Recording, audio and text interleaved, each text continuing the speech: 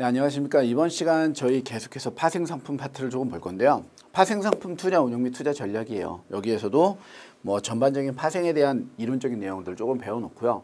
그리고 각각의 종류들에 대한 설명 제가 조금 드리고, 그리고 들어가서 좀 세세한 부분들 한번 볼게요. 네, 먼저 파생상품이라는 부분들을 학습을 하려면은요,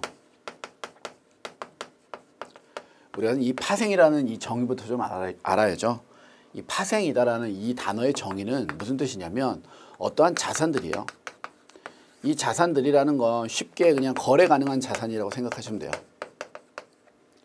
요 거래 가능한 자산들을 갖다가 놓고 얘를 먼저 또는 나중에 또는 뭐 매수 또는 매도 또는 교환 등등 이러한 권리들을 사고 팔거나 또는 자산들을 먼저 사거나 나중에 팔거나 하는 이런 일련의 전반적인 거래들을 우리가 파생상품이라고 표현을 해요. 그래서 뭐 파생이라는 정의 자체는 기초자산에서 파생되어져 놓은 자산들을 우리가 파생상품이라고 표현하는데 그 말 자체도 까다로워요. 제가 그러면서 방금 썼던 용어 중에 한 가지에 기초자산이라는 용어가 있었잖아요. 바로 얘가 거래 가능한 모든 자산들이에요. 그러니까 현실 세계에 존재하는 자산들이에요. 그러니까 앞으로 미래에 존재하거나 이런 게 아니라 현 시간, 현 시점, 지금 이 순간에 우리가 어떤 걸 구매하거나 또는 이렇게 할 수 있는 그런 물건들을 전부 다 자산이라고 두고요. 그리고 방금 전에 얘기했던 요 밑에다 썼던 것들, 이 자산들을 먼저 구매한다. 이래버리면 얘가 이제 파생상품의 종류 중에 선물 또는 선도가 되는 거고요. 됐죠? 이거에 대한 권리를 사고 파는 거예요. 그러니까 요 기초자산이라는 걸 내가 매수하거나 매도할 수 있는 권리를 사고 판다. 그럼 얘가 바로 옵션이 되는 거고요. 차후에 얘네들을 특정한 그 비율에 의해서 우리가 교환하겠다. 그럼 얘가 스왑이 되는 거예요. 아시겠죠? 그러니까 파생의 종류를 크게 나누면 선물, 선도, 뭐 옵션, 스왑 이렇게 구분해서 본다고 생각하시면 돼요. 그러니까 단순한 예로 이제 실제 사례를 들어가 보면 우리가 거래 가능한 상품들의 뭐 금, 됐죠? 주식, 됐죠? 채권,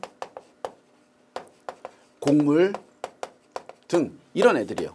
여기 보면 이 금이나 곡물 같은 경우에는 현물 자산들이고 주식이나 채권은 금융 자산들이에요. 이런 특정한 자산들을 앞으로 거래될 것을 지금 먼저 구매하는 거예요. 그러니까 오늘이 예를 들어서 뭐 1월 1일이다. 그러면 12월 31일자 물건을 지금 미리 사는 거예요. 한 달, 1년을 땡겨서. 그게 여기서 이야기하는 선물 거래와 선도 거래가 돼요. 또는 오늘 날짜에 권리를 사요. 금이나 주식이나 채권이나 곡물들을 우리가 매수할 수 있는 또는 매도할 수 있는 금액을 미리 정해서. 그러니까 이제 권리를 산다라는 건 얼마에 사고 팔지 금액을 오늘 기준으로 정하는 거예요. 오늘 뭐 예를 들어 금의 거래 가격이 10,000원이다. 그러면은 지금 내가 언제든지 금을 나는 10,000원에는 살 수 있어 라는 권리를 지금 파는 거예요.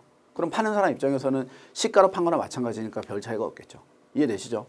스왑이라든가 이런 것들은 금과 현물의 교환 비율을 미리 정해놓고 한번 바꿔요. 또는 바꾸지 않고 있다가 나중에 문제가 생기면 서로 교환하기로 해요. 이런 것들이 이제 파생상품이라는 개념의 아주 기본이에요. 됐죠? 그래서 요 기초자산이라는 용어들이 앞으로 계속 나올 건데 이 기초자산이 명확하게 뭐다라고 딱 안 잡히는 경우에는 파생을 이해하는 데 상당히 어려움을 겪으실 거예요. 아시겠죠? 그러니까 기초자산 또는 기초자산의 가격이라 하면 요런 애들을 이야기하는 거예요. 즉 파생상품의 기준이 되는 애들이에요. 아시겠죠? 파생상품이라는 걸 거래하는 데 있어서 이 기준이에요. 파생을 그러니까 따지고 보면 실제로 존재하는 현물이나 물건들을 거래하는 게 아니라 그런 시간을 거래한다라고 생각하시면 훨씬 더 수월할 것 같아요. 그러니까 선물이나 선도는 시간을 거래하는 거고요. 옵션은 권리를 거래하는 거예요. 스왑도 마찬가지로 이제 교환할 수 있는 권리라던가 이런 뭐 시간이 합쳐진 거래가 되는 거고요. 아시겠죠? 그러니까 파생이라 함은 실제 물건을 사고 파는 행위가 아닌 우리가 앞으로의 시간, 화폐 시간 가치를 포함한 가격 결정 이론에 대한 가격 상승 하락에 대한 그 향후 시간에 대한 변동성 또는 이러한 옵션에 대한 권리들, 살 권리, 팔 권리에 대한 권리를 거래하는 게 파생 상품이다. 이렇게 접근하면 파생의 기초를 이해하는 데는 아주 간단할 것 같아요. 됐죠? 그러면서 이제 들어와 갖고 여기 이제 싹 지우고 제가 파생상품의 종류에는 이렇게 4가지가 있다고 했잖아요. 됐죠? 요 4가지 중에서 일단 한 가지 다행인 건 여기 있는 스왑을 우리는 공부하지는 않을 거예요. 아시겠죠? 그래서 투자자산 운용사에서는 스왑을 전문적으로 다루는 영역은 없다. 됐죠? 그러면 선물, 선도, 옵션 위주로 다루고 얘네를 반으로 딱 자를 거예요. 됐죠? 그래서 여기가 파트 1, 파트 2가 된다라고 보시면 될 것 같아요. 됐나요? 그럼 여기 있는 이제 선물, 선도의 특징들을 조금 보면 선물 거래와 선도 거래예요. 어떠한 대표적인 특징들이 있냐면 먼저 선도 거래의 예시를 간단히 봐볼게요. 선도 거래는 이런 거예요. 그러니까 농부와 김치 공장의 사장, 이 둘의 관계예요. 이 둘의 관계는 어떤 관계가 있냐면 공통사항으로 배추라는 이 물건의 가격이 문제인 거예요. 자, 예를 들어서 전년도에 배추 가격이 포기당 1,000원이었어요. 됐죠? 전년도에 배추 가격이 포기당 1,000원이면 우리가 예상으로 올해는 흡사한 1,000원 수준이 될 거다라고 예상을 하는 게 보통인데 이제 여기에서 변수가 생겨요. 어떤 변수가 있냐면 그 전년도에, 그러니까 그 전전년도가 되겠죠. 전전년도에 배추 가격이 포기당 200원이었어요. 근데 지금 200원짜리 배추가 1,000원에 거래됐으니까 5배 상승한 거 아니에요? 맞죠? 그럼 이제 이때는 200원이어서 너무 싸니까 배추밭을 갈아엎고 돈이 안 돼서 그냥 버렸다 이거예요. 그러니까 배추 심은 사람들이 너무 없어서 다음 해에는 공급 부족으로 가격이 급등한 거예요. 그럼 이제 그 다음 해인 올해가 되겠죠. 올해 사람들은 어떤 생각을 하겠어요?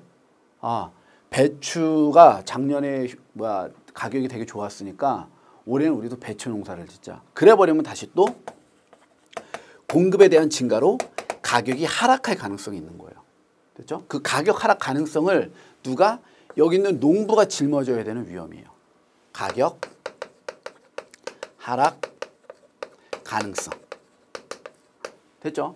반면에 이제 이쪽에 있는 김치 공장 사장 입장에서는요.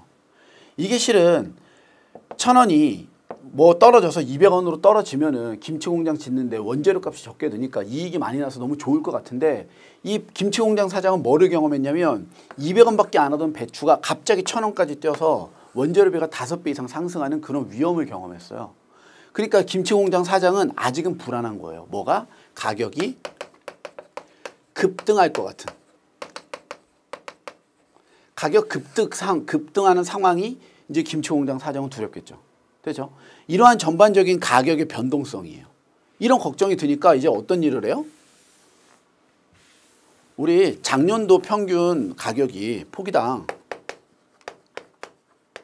1,000원이었으니까 1,000원에 계약합시다. 뭐 지금이 5월 1일이다. 이렇게 따지면 이제 모종 막 심어서 싹 틔우려고 하는데 김치 공장 사장이 농부한테 찾아가는 거예요.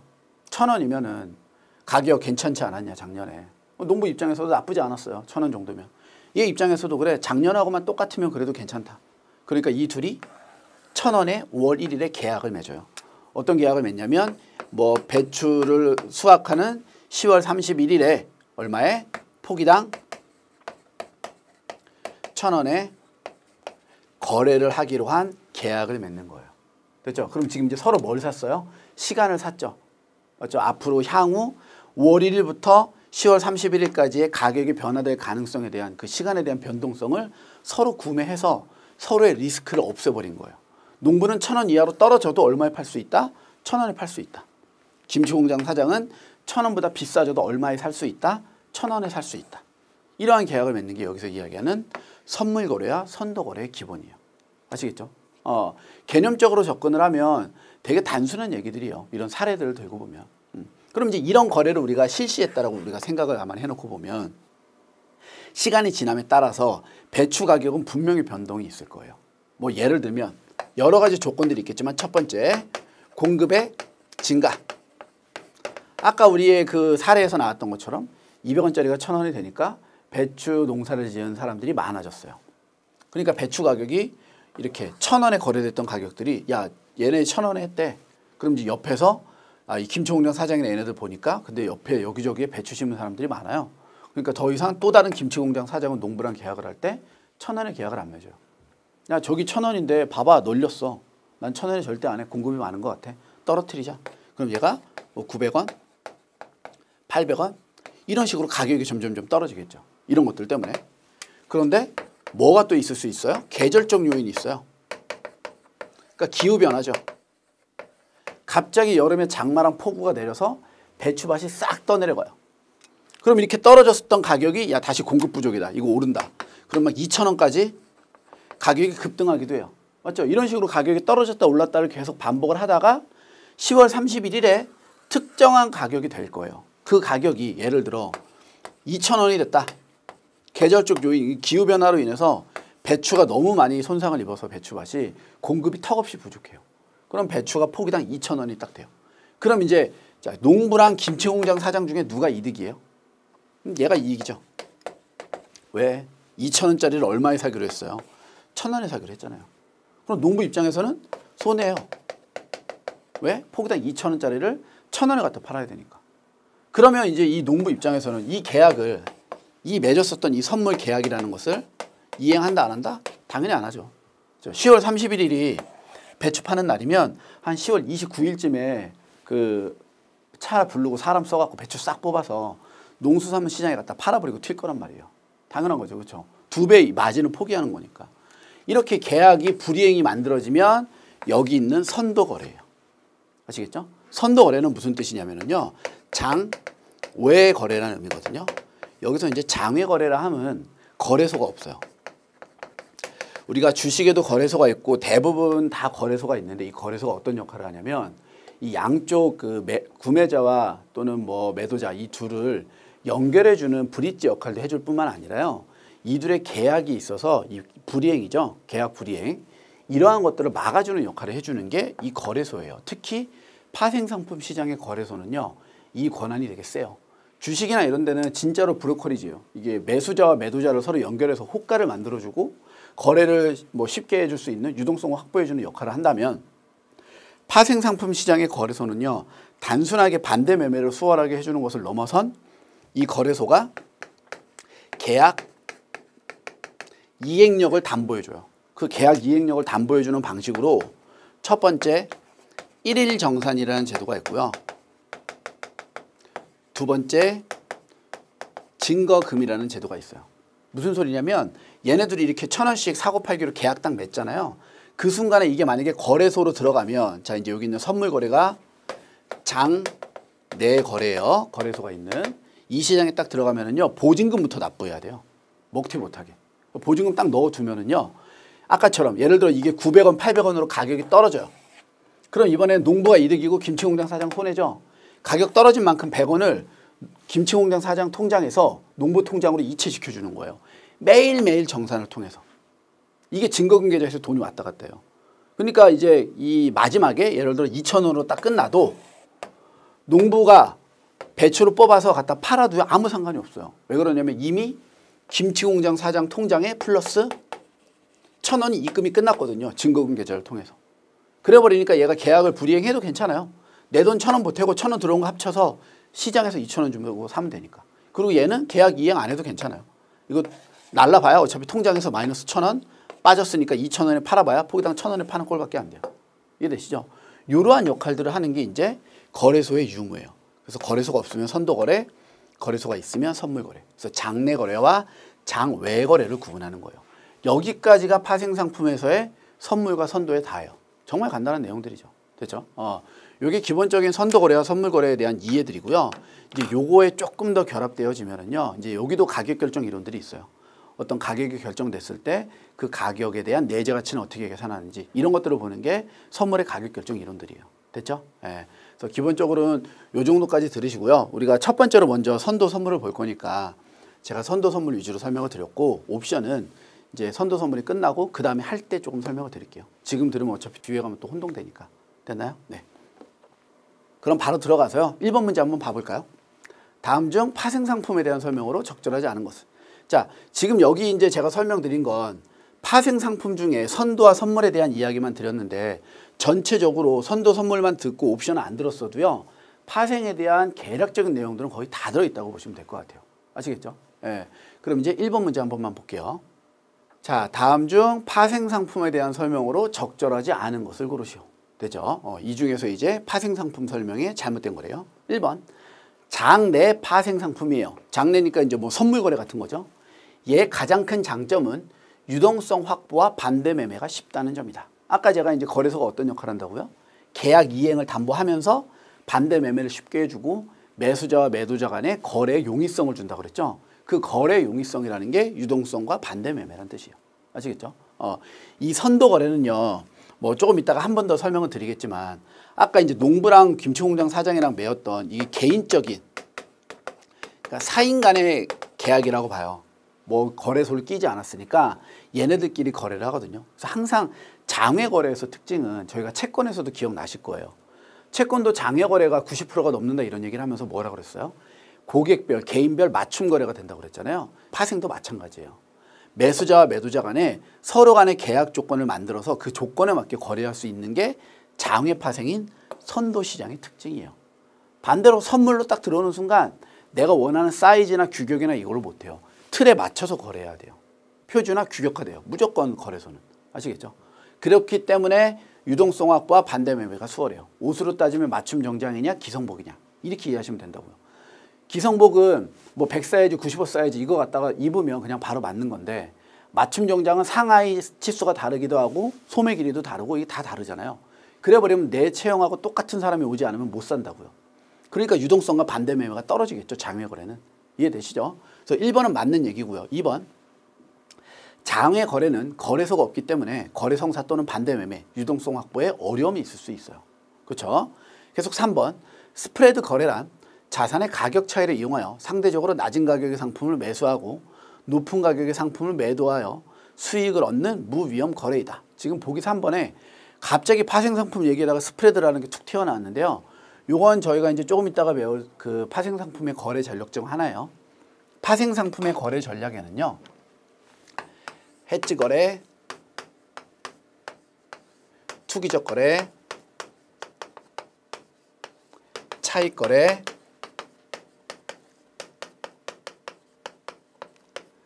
스프레드 거래가 있거든요.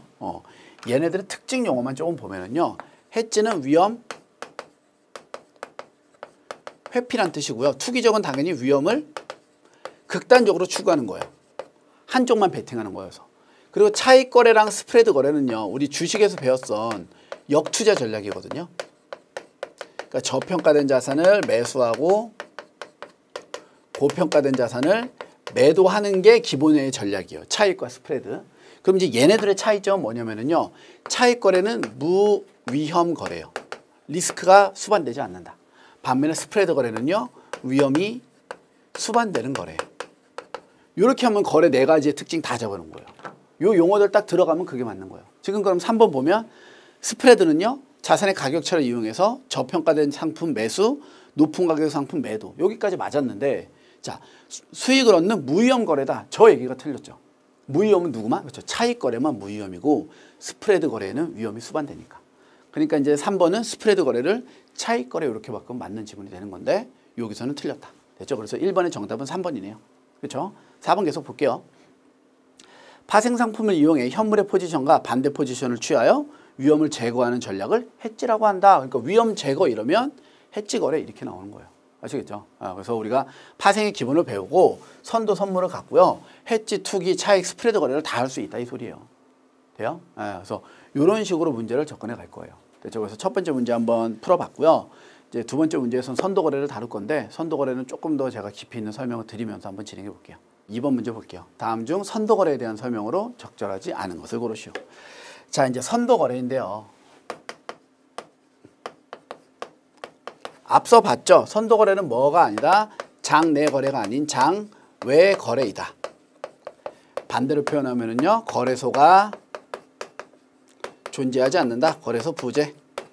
그래서 거래소에서 거래하지 않는 개인 간의 거래라는 게 선도 거래의 되게 중요한 특징 중에 하나고요. 우리 선도거래에서 가장 대표적인 거래는 뭐가 있냐면 선물 환거래라는 게 있어요. 선물 환거래라는 건 여기 환이 들어가면 뭐예요? 그렇죠? 환율에 대한 이야기예요. 그러니까 통화를 거래하는 거예요. 자, 예를 들어서 우리가 이제 이런 케이스를 볼 수 있어요. 수입업자와 수출업자의 예시를 한번 둘 건데요. 여기는 이제 미국에 있는 거래 상대방이에요. 자, 먼저 수입업자는요, 미국으로부터 상품을 받고요. 뭘 내줘야 되냐면 달러를 내줘야 돼요. 됐죠? 반면에 수출업자는요, 미국에 상품을 보내고 뭘 받냐면 달러를 받아야 돼요. 그러니까 이제 상품이 나간다는 건 동일한데, 상품을 거래되는 건 동일한데, 여기서 이제 마찬가지로 달러를 주냐 받냐, 얘가 문제가 되는 거예요. 그러니까 상품이라는 것들은 실을 때 당시에 가격이 고정될 거예요. 그러니까 수입업자라든가 수출업자 입장에서는요, 물건을 사기로 계약한 거, 보내기로 계약한 당시에 가격이 어느 정도 고정될 거예요. 예를 들어서 이제 환율의 예시를 1,000원 대 1달러라고 우리가 가정을 한번 해놓고 예시를 한번 봐볼게요. 됐죠? 자, 그러면 여기 이제 수입업자 입장에서는요, 예를 들어 물건 하나에, 그러니까는 1,000원짜리 물건 하나를 1달러 물건을 수입하기로 한 거예요. 그래서 나한테 들어오는 상품의 가치가 1달러예요. 됐죠? 그럼 상품이 들어오면 얘가 이제 이 상품을 팔아갖고 1,000원으로 1달러로 바꿔서 달러로 송금해 주면 돼요. 됐죠? 수출업자 입장에서는요, 상품을 보내면은요, 미국이 나한테 1달러를 줄 거예요. 그럼 1달러를 뭘로? 1,000원으로 교환하면 되는 거예요. 이런 아주 정상적인 거래를 진행하려고 하는데 어떤 문제가 생기냐면 환율이 갑자기 변하는 거예요. 달러당 1,000원에서 달러당 900원으로 환율이 하락을 했어요. 100원 하락을. 그러면 이제 수입업자 입장에서는요, 상품 받고 달러 보내줘야 되죠. 1달러 보내려면 원래 얼마 있었어야 돼요? 1,000원이 있어야지 1달러를 바꿀 수 있어요. 근데 환율이 떨어져 버리니까 1,000원이 아니라 얼마만? 수입업자 입장에서는 900원만 있으면 1달러가 되네요. 그러면 1,000원 기준으로는 얼마에? 100원에 이익이 발생했어요. 갑자기 환율이 하락하니까. 근데 수입업자 입장에서는 와, 신난다요. 그럼 당연히 얘 입장에서는 상품 보내고 1달러 받아갖고 은행 가서 달러 주고 원화로 딱 바꿔서 1,000원 들어올 줄 알았더니 내 통장에 900원밖에 안 들어온 거예요. 그럼 수출업자 입장에서 마이너스 100원에 손실을 입게 되죠. 자, 그럼 여기 보세요. 가격 하락이에요. 그럼 가격이 하락이 예상되어지면 누가 피해를 본다? 그렇죠. 여기 있는 수출업자가 피해를 보는 거예요. 가격 하락 시. 그럼 이제 이 위험을 피하기 위해서는 어떻게 해야 될까요? 물건을 팔면서 뭐를 하는 거예요? 달러를 매도하기로 하는 매도 계약을 맺는 거예요. 얼마에? 달러당 1,000원에. 그럼 이제 이 1,000원이 얼마가 돼도 900원이 돼도 나는 달러를 무조건 얼마에? 1,000원에 팔 수 있는 권한을 갖는 거죠. 그렇죠? 이걸 우리가 선물환 매도라고 해요. 선물환 매도. 아시겠죠? 그러니까는 누구? 수출업자 입장에서는요, 가격 하락 위험을 피해야 되니까 선물환 매도 계약을 체결해요. 그럼 반대로 봐볼까요? 얘가 1,000원에서 1,100원이 딱 돼버리면 수출업자 입장에서는 1달러 받아서 원화로 바꿨더니 1,100원 준대요. 100원 이익 났으니까 수출업자 와 신난다지만 이제 얘가 반대로 나는 그 달러를 바꾸기 위해서 1,000원만 준비했는데 1,100원이 있어야 되니까 마이너스 100원의 손실을 보잖아요. 그러면 수입업자 입장에서는요, 상품이 수출돼서 들어온다고 했을 때 미리 뭐를 사둬야 돼요? 1,000원을 주고 1달러를 사놔야 돼요. 그러니까 얘는 선물한 매입을 해야죠. 수입업자 입장에서는 어떤 위험을 피하려고? 가격 상승 위험을 피하려고. 요게 바로 선물환 거래예요. 아시겠죠? 뭐의 일종이다? 선도 거래의 일종이다. 정말 중요한 내용 중에 하나예요. 그리고 지금 제가 설명드린 게 바로 해지라는 개념이에요. 해지. 현물 포지션을 피하기 위해서 선도 거래에서 매수 또는 매도를 통해서 향후 가격 변동 위험을 회피해 버리는 거래요. 아시겠죠? 이런 걸 우리가 해지 거래라고 한다. 이렇게 보시면 될 것 같아요. 지금 여기 있는 2번 문제가 이 선도 거래에 대한 문제들인데요. 요 기본적인 개념과 앞서 설명드렸던 파생상품의 원리 이해를 갖다가 접목시켜서 그대로 풀어보면은요, 문항을 푸는 데 있어서 큰 어려움이 없을 거예요. 아시겠죠? 예. 그럼 한번 문제를 볼게요. 자, 2번 다음 중 선도 거래에 대한 설명으로 적절하지 않은 것을 고르시오. 1번 선도 거래는 가격을 미리 정함으로써 위험 회피 효과가 있으나 거래 상대방의 계약 불이행 위험이 존재할 수도 있다. 그렇죠? 아까 제가 선도 거래는 뭐다? 장외 거래여서 거래소가 없는 게 일반적이다. 기억나시죠? 그래서 1번은 맞았고요. 2번 만기 시점에 계약의 원금 교환 없이 계약 시점 환율과 만기 시점 현물 환율 간의 차이만을 지정통화로 결제하는 것을 차액 결제 선도 계약이라고 한다. 그러니까 이제 실제로 환율을 바꾸는 게 아니라 차액만 주고받는 거예요. 아까처럼 뭐 이런 것을 해놨는데 1,000원의 손실이 되거나 1,000원의 뭐 100원의 손실이나 100원의 이익에 대한 부분만 입금해주고 끝내는 거죠. 이런 걸 우리가 차액 결제 선도 계약이라고 해요. 3번이에요. 3개월 전 100만 달러를 받기로 계약한 수출업자네요. 수출업자의 리스크는 어떤 리스크예요? 가격 하락 위험이에요. 수출업자는 계약 당시 환율이 달러당 1,000원이고 현 시점에서 달러당 1,100원이면 지금 수출업자 입장에서는 가격이 떨어지는 게 1,000원이 900원으로 떨어져야지만 위험한 거고 1,100원으로 올라가면 어떻게 됐어요? 이게 이익이었잖아요. 100원 이익. 맞죠?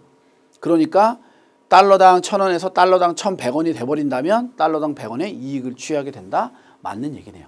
그렇죠?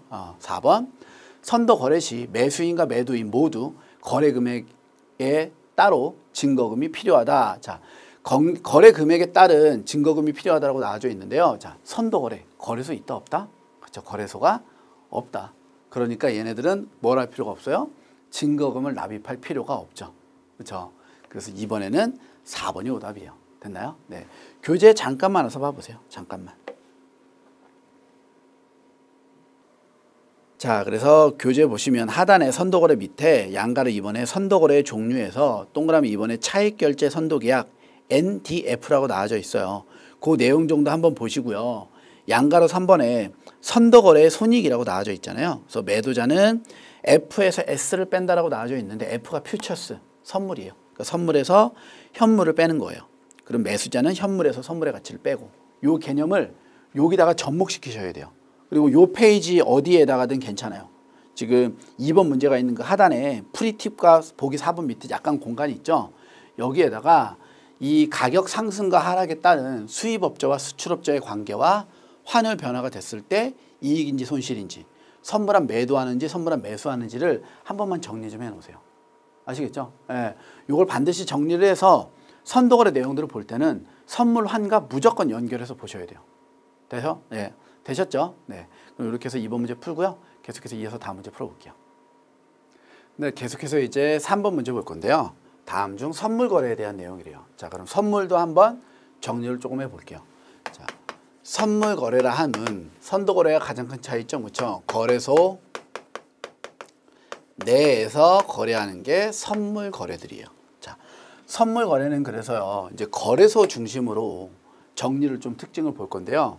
첫 번째 특징 중에 하나는 표준화예요. 개인 간 거래를 하는 게 아니라요. 단위라든가 거래 시간이라든가 거래 방법들이 전부 다 규격화되어져 있고 기준에 맞게 들어가는 거예요. 됐죠? 그래서 두 번째, 표준화되어져 있기 때문에요. 반대 매매가 쉬워요. 지금 그 주식이나 이런 거 할 때는 반대 매매라는 표현들을 많이 안 썼는데 이제 파생 넘어오면서 반대 매매라는 표현들을 계속 쓰는 이유가요. 이제 만약에 우리가 매수를 했다면 뭐를 해야 되냐면 매도를 해야 된다 이거예요. 요걸 우리가 이제 반대 매매라고 표현을 해요. 그런 이유가 이제 파생 상품 시장의 특징 중 하나인데요. 파생 시장과 우리가 주식 시장의 차이를 다뤄보면 여러 가지 차이들이 있는데 가장 큰 차이점 중에 하나가 뭐냐면요. 파생 시장은요. 제로섬이에요. 그러니까 누군가의 이익은 반드시 누군가의 손실로 연결된다라는 게 파생상품 시장의 핵심이에요. 우리 아까도 방금 전 문제에서 선물한 거래 예시도 한번 봤겠지만 그 선물하는 은행이에요. 그러면 가격이 하락했을 때 수출업자가 가격 하락 위험을 피하기 위해서 선물한 매도 계약을 체결을 하면 그 100원만큼의 손해를 은행이 떠안는 거예요. 그러니까 은행이 그걸 갖고 있다가 다시 환율이 1,000원이 됐을 때 뭐 되팔든 뭐 하든 당장의 손실은 은행이 떠안아야 돼요. 그러니까 반드시 내가 리스크 포지션에서 해지하고 나와버리면 누군가는 그 리스크를 짊어져야 되는 게 파생의 특징이에요. 그러니까 이런 식의 제로섬이 언제나 발생하니까요. 이익과 손실이 항상 서로 똑같아서 이게 상쇄돼야 되거든요. 그러니까 누군가의 매수는 반드시 누군가의 매도가 있어야 된다 이 소리예요. 그걸 우리가 뭐라고 부른다? 반대 매매 포지션 이렇게 불러요. 또는 뭐 포지션 청산 이렇게도 부르고요. 아시겠죠? 그리고 계속 세 번째요. 표준화되고 반대 매매가 이제 잘 되니까 유동성 확보가 쉬워져요. 유동성이 잘 확보된다. 유동성이 높다. 이런 표현도 괜찮죠. 그리고 이제 네 번째 정말 주요한 특징 중에 하나죠. 우리 거래 이행이 강제되어진다라는 거 너무 중요해요. 그러면서 이제 거래 이행의 강제와 관련돼서는 두 가지를 봐야 된다고 그랬어요. 첫 번째가 일일 정산이에요. 이 일일 정산은 요 반대 매매하고도 매우 밀접한데요. 내가 매수 포지션을 취하고요. 산 다음에 팔지를 않아요. 그럼 이제 그날 그 거래가 정산되고 다음날 거래가 연속적으로 넘어갈 거 아니에요. 이때 근데 문제가 생길 수 있다는 거예요. 뭐하고 또 계속 연결되냐면 두 번째 특징 중에 하나인 증거금과 연결되어져요. 자, 증거금하고 이제 연결을 한번 해볼게요. 얘네들 반대 매매와 증거금과 일일 정산 도대체 어떤 관계가 있냐라고 보면은요. 자, 우리가 파생 거래를 하면은 파생 상품은 레버리지 거래 중에 하나예요. 그러니까 레버리지가 엄청 높아요. 예를 들어 뭐 100억 수준의 그 기초자산을 100억 수준으로 거래할 때 만약에 내가 현물 거래를 한다면 현금으로 100억이 있어야지 기초자산 100억을 살 수가 있어요. 근데 만약에 이걸 파생시장으로 끌어들이잖아요. 그래서 선도나 선물로 거래를 하면 약 10분의 1 수준인 10억 정도 수준이면은요. 이 10배까지 뻥튀기 되는 레버리지 거래를 할 수가 있는 거예요. 파생에서는. 요 10억을 이제 뭘로 납부하는 거예요? 그렇죠? 증거금으로 납부해 놓는 거예요. 통장에다 10억을 딱 넣어두고요. 거래를 시작해요. 얼마만큼의 100억의 거래를. 그러다 보니까 이런 증거금 제도로 인해서 레버리지가 엄청 커지죠. 그러니까 포지션 청산이 안 되면 그러니까 당일 포지션 청산이 안 되고 내가 매수만 딱 해놔버리면 내가 지금 매수했다는 건 다 사왔다는 거잖아요. 얘가 올라가면 좋은데 가격이 급락해버리면 10억 이상의 손실이 날 수도 있는 거예요. 맞죠? 그렇게 될 가능성 때문에 항상 이 거래 이행을 강제하기 위해서 그날이 끝나면 그날 기준 가격으로 증거금 통장에서 계좌에서 손실액만큼 빼내기도 하고 누군가의 그런 증거금 계좌에는 이 이익난 만큼 입금이 되기도 하겠죠. 증거금 계좌를 통해서 계속 차액을 계산해 주는 거예요. 그게 일일 정산이에요. 아시겠죠? 그게 이제 여기 있는 반대 매매하고 이렇게 서로 연결이 되는 거예요. 이런 걸 통해서 우리가 리스크를 없앤다고요. 그럼 증거금이라는 것들이 이제 통장에서 오갈 때 어떻게 오가냐면요. 증거금 계좌는 이제 이렇게 되는데 여기를 지우고 밑에다가 그려둘게요. 자, 증거금 계좌 관련돼서는요. 요 제가 막대기를 두 개를 그린 이유도 중요해요. 무슨 뜻이냐면 매수인과 매도인 둘 다 증거금 납부를 해야 돼요. 우리가 항상 상식은 산 사람만 돈을 내면 된다 이런 생각을 할 수 있는데 매도인도 내야 돼요. 왜? 항상 제가 뭐라고 그랬어요? 제로섬이라고 그랬죠. 얘가 이익을 보면 얘는 손실을 보는 거고 얘가 손실이 나면 얘가 이익을 보는 거예요. 언제나 거래 상대방이 이익 또는 손실 포지션에 들어갈 수 있으니까 증거금 계좌는 매수인과 매도인 둘 다 계좌를 갖고 있어야 되고요. 자, 여기를 10억이라고 딱 봐볼게요. 됐죠? 이 10억을 우리가 뭐라고 불러냐면 초기 또는 개시 증거금 이렇게 불러요. 처음에 납부하니까 초기 증거금이라는 뜻도 되고요. 이제 이 시장을 개시했다라는 뜻에서 개시 증거금 이런 용어도 써요. 요건 교재마다도 조금씩 다르니까요. 요 용어는 봐주세요. 그 다음에 이제 이게 뭐냐면 요것도 책마다 조금 다른데 70%에서 75% 수준의 유지 증거금이라는 게 있어요. 그러니까 증거금 잔액이 예를 들어 10억이면 그냥 쉽게 7억이라고 볼게요. 7억까지는요. 항상 유지해야 된다 이거예요. 그러니까 여기서 이야기하는 이 일일 정산을 통해서 증거금 계좌에서 돈이 나갔다 들어갔다 하잖아요. 이 계좌 입출금으로 인해서 이 증거금이 만약에 사라져 갖고 7억 밑으로 떨어져 버리면 문제가 생기는 거예요. 그 기준이 7억. 70% 정도. 아시겠죠? 그러니까 30%까지는 손실이 나도 계약 계속 이행할 수 있어요. 그럼 만약에 이제 아까 얘기했던 것처럼 유지증거금 이하로 증거금의 계좌가 잔액이 하락한다면 이때 발생하는 게 바로 그 유명한 마진콜이에요. 영화로도 정말 많이 만들어졌었죠. 마진콜. 이게 금융위기를 다룬 영화들의 제목들이 대부분 다 마진콜이라는 것과 요거와 연관된 내용들이 많았어요. 이 마진콜은 뭐냐면 파생상품 거래에서 내 포지션이 지금 불리한 포지션이 돼서 손실 포지션이 돼서 내가 갖고 있던 증거금 이하로 잔액이 줄어들었기 때문에 뭐의 가능성이 있다? 곧 파산 가능성이 있다라는 뜻이 되는 거예요. 그럼 이제 이렇게 마진콜을 받아버리면 뭐를 해야 되냐면 증거금에 대한 추가 납부가 이루어져야 돼요.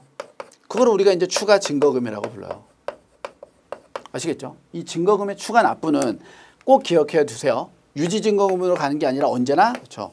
초기 증거금 수준으로의 추가 납부가 이루어져야 된다. 이렇게 이해하시면 될 것 같아요. 그렇죠? 요게 이제 우리가 선물 거래에 대한 특징들이에요. 됐나요? 얘를 바탕으로 이제 문제를 한번 풀어보면 될 것 같아요. 됐죠? 자, 3번이에요. 다음 중 선물 거래에 대한 설명으로 적절한 걸 고르래요. 그러니까 이제 다 틀렸고 하나만 맞았다 이거죠. 1번 신용 위험을 방지하기 위한 대표적인 장치인 일일 정산 제도는요. 포지션을 청산하지 않고 다음 날로 넘길 경우 당일 선물의 종가로 포지션을 청산하여 평가 손익을 결정하는 제도이다. 이거 1번이 뭐가 잘못됐냐면 아까 얘기했던 것처럼요. 실제로 매수한 포지션을요. 강제로 팔게 하는 게 아니라 매수 포지션에서의 그날 정산 총액을 때려서요. 계좌상에서의 이 평가 손익이 아니라 그 장부상의 가치에서의 이익만 결정해 주는 거예요. 아시겠죠? 그러니까 포지션을 청산해서 평가 손익을 결정하는 건 일일 정산 제도가 아니에요. 이건 반대 매매예요. 아시겠죠? 그래서 1번 땡. 2번 추가 증거금이란 증거금 수준이 유지 증거금 이하로 떨어질 경우 마진콜을 받은 거네요. 다시 유지 증거금 수준까지 납입하는 게 아니라 어디까지 내야 된다고요? 초기 증거금 수준까지 내야 된다고요. 그래서 2번도 땡. 계속해서 3번 미결제 약정은요. 일정 시점을 기준으로 반대 매매를 하지 않고 대기 중인 계약을 의미하며 선물 계약에서는 일일 정산의 대상이 되는 계약수를 알 수 있게 해주는 게 미결제 약정이에요. 그러니까 반대 매매하지 않고 포지션 청산하지 않은 상태로 기다리는 거. 아시겠죠? 계속해서 4번 초기 증거금이 1,000만 원인 경우에 거래를 유지하기 위한 증거금이 750만 원이라면 해당 증거금 계좌의 증거금이 600이 되었을 때 150만 원의 추가 증거금을 납입해야만 거래가 계속될 수 있다. 실은 앞서서 다뤘던 문제이기도 한데요. 증거금이 750이 된 상태에서 증거금 계좌의 잔액이 600만 원까지 떨어지면 마진콜 대상이 된 거예요. 됐죠? 이런 상황에는 반드시 원래 수준이 1,000만 원까지 채워야 되려면 400만 원의 추가 증거금 납입이 필요하다고요. 아시겠죠? 지금 이 3번 문제에서는 증거금 관련된 거를요. 보기 2번에서도 다루고 보기 4번에서도 다뤘는데요. 말로도 나올 수 있고요. 증거금을 계산하는 문제로도 나올 수 있어요. 그러니까 보기 두 가지를 다 좀 체크해 주세요. 아시겠죠? 그러면서 이제 다 잘못됐고 적절한 설명은 3번인 정답은 3번이 되겠네요. 됐나요? 네. 그럼 이렇게까지 보면 저희가 선물 선도에 대한 기본적인 내용을 본 거예요. 됐어요? 네.